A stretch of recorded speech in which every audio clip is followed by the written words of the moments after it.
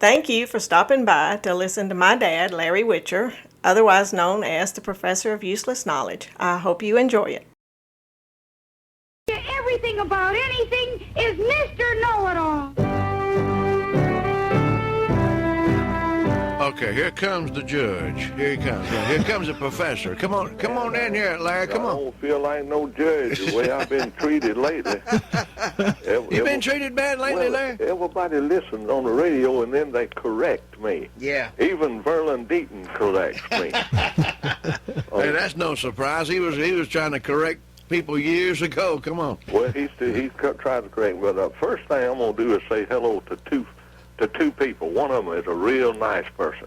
Okay. And the other one is kind of an okay. Now, it's Sarah and Hoss Campbell. Now, not Horse Campbell. Hoss Campbell. Hoss. Yeah, Hoss Campbell. Hoss. He don't want to be referred to as Horse Campbell. Yes, Hoss. Some do, but Hoss like Hoss on Bonanza. Yeah, Hoss Campbell. No, Hoss. H-O-S-S. Hoss Campbell. Hoss Campbell. Yeah. Now, Okay. men Hoss, we have something in common. What's that, Larry? Well, I like his wife better than I do him. and he likes my wife better than he do me. Yeah. But we kind of tolerate each other.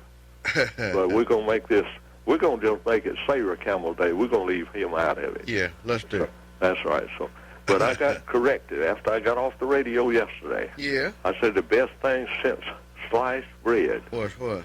Well, that's what they said. You never did say what was the best thing since sliced bread. You just told about sliced bread. Yeah. So I didn't say what was the best thing. And I've got jumped on several times about it, Julio. Yeah. But now, anything. Comes with the territory, yeah. I get corrected all the time. Anything that is newly invented that makes life easier, more comfortable, that's the best thing since sliced bread. Okay. Now, that is a proper definition of what it is now.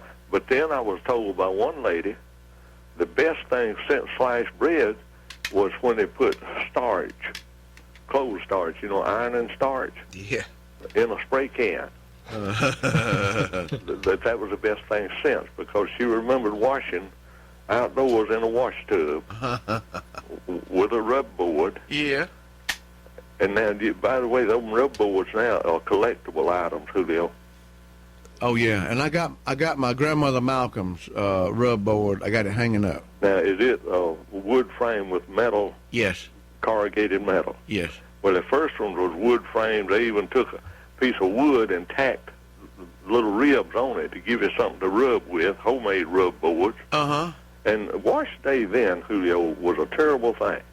Mm-hmm. The woman had to get out and draw her water, or tote it from the pump or the spring, wherever. Yeah. They had to heat it in a wash pot outdoors, unless they had some way of heating it inside. There wasn't no water heaters. No. They heated it outdoors in an iron pot. Yeah. Poured it out of there, dipped it out of there, and put it in the tub. Yeah. You got to put your clothes in it and the soap, and you put them in soap. Take a stick and punch them down in there. Got the water so hot you can't put your hands in it. Poke it down. When it finally cools enough, you start washing them, scrubbing them on that rub board. Mm-hmm. Then you got to wrench them. Yeah. And they would wash started out like, now some folks just wash everything. When I wash red, black, green, blue, white, it don't make no difference. Just go in the washing machine. That water don't know no difference. Yeah. But they would wash the white clothes first, and the non-dirty clothes first. Your cleanest clothes you washed first. That way you could come in with your next clothes, like the old farmer told, see, me and your daddy, we never did get to wear no real show enough clean clothes, because they would wash last, because they was the dirtiest clothes, and they was washed in dirty water. But the woman spent all her day long trying to get clothes washed. You're right. 1933, they did an estimate, Julio, that a woman drawed 8 buckets of water, or toted 8 buckets of water from the spring to do her washing, and had to heat all that stuff. Then, after you got them washed, the ones that starched, you had to mix up this. My mama used Argo starch. Mm-hmm. They'd take it, dissolve it in the water, and then have to dip the clothes back in there. You done wrung the water out the best you can. You twisted it. You know, you'd have to just twist it, Okay. trying to wring the water out. Okay. Then later on, somebody come up with a wringer that hung on the wash tub, and you could turn the handle and run it through the wringer.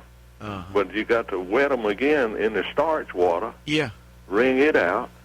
Then when you got ready, when they dried, they so stiff they'd stand up against the wall. You'd have to take a Pepsi Cola, RC Cola bottle with one of these special-made aluminum stoppers that poked down in the top of the bottom, had little holes in it, and you stick it in the bottle with water in it, and you sprinkle it and wet them again where you could iron them. Oh. So a woman had a hard time. So perma-pressed, the shirts like I got that don't have to be washed, Yeah. Miss Faye said that is the best thing since sliced bread. They don't have to be washed. Or don't have to be ironed. Don't have to be Yeah. ironed. Okay. I was going to say they all got to be washed, ain't they? Yeah, they got to be washed. See, there again, even Julio corrects me, y'all. See. Well, I didn't want folks going out there this morning thinking there was clothes that needed no washing. I didn't want to. Well, that's true. Yeah. Well, I've been through the program, Julio. I can take the correcting.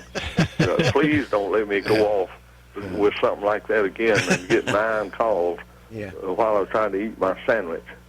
That said, you said you didn't even wash your clothes.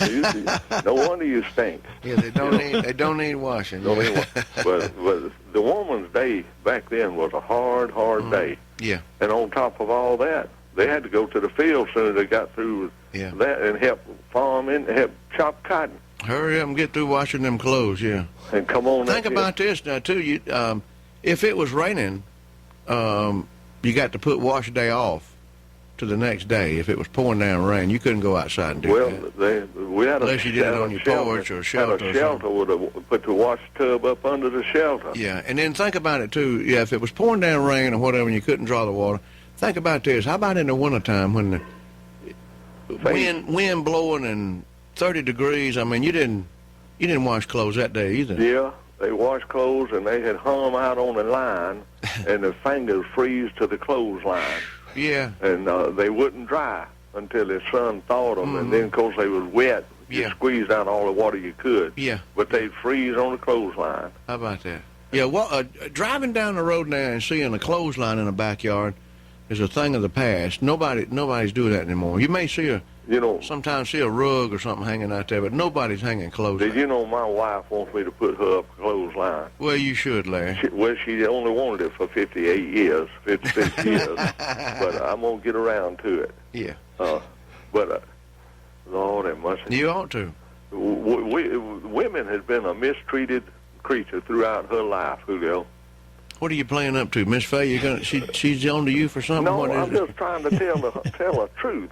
If you think about it, if you and Sally swapped places, and she was you and you was her, would you put up with her like she puts up with you? Oh, heck no, not in a See, that's what I'm talking. You see what I'm talking about? Women is a mistreated creature. You're right, Larry. You're absolutely right. Not only is this going to be Sarah Campbell Day, this is going to be every woman in the county's day. Okay, then. Thank you, Mr. Know-It-All. In 9 counties, our listening area. Well, I'll see y'all come tomorrow. Larry, you have a good day. Thank you. Appreciate your wife, Julio. Tell her you do. Yeah, we'll do that. Everybody needs to go do that today. See you later. Joel, you do the best you can. I'll do what I can, Larry. All right. Mary Wilson just called. She said she has a clothesline and hangs her clothes out as often as she can. All the time? Yeah. Mary, we're going to bring you some clothes down there to hang out. Okay. Okay, then. Thank you, Mr. Know-It-All.